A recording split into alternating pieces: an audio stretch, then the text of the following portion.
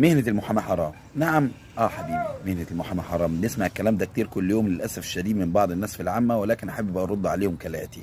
أولا، مهنة المحاماة في الأساس هي مهنة أنبياء، والدليل على ذلك في قول موسى عليه السلام لربنا عز وجل: رب اجعل لي وزيرا من أهلي هارون أخي اشدد به أزري. وده ليه؟ لأنه أفصح مني لسانا، لأنه عشان يتكلم مع الناس. دي مسألة. طيب المسألة التانية، الرد التاني، إن في مقولة في الأثر بتقول: طوبى لمن له فضل لسان على من لا لسان له. طيب يا سيدي، اعتبر دي مش موجوده، واعتبر ان انت بتتكلم ان انا بقول لي ان انت بتدافع عن الناس ظلمه، او مثلا هكذا بعض الحاجات اللي احنا بنسمعها. عايز اقول لك ان في رجلين عرض على سيدنا النبي صلى الله عليه وسلم، ونظر لاحدهما وجده ضعيف اللسان، ولم يكن يعلم سيدنا النبي صلى الله عليه وسلم في هذا الوقت من له حق ومن هو على باطل. فنظر لضعيف اللسان وقال له: اجر من يتحدث عن لسانك، او اوكل من يتحدث عن لسانك. لذلك يا جماعه، يا ريت قبل ما تتكلم عن الحرام والحلال تبحث اولا، لانه من افتى فتوى بدون علم فليحجز مقعده من النار. كل سنه وانتم طيبين.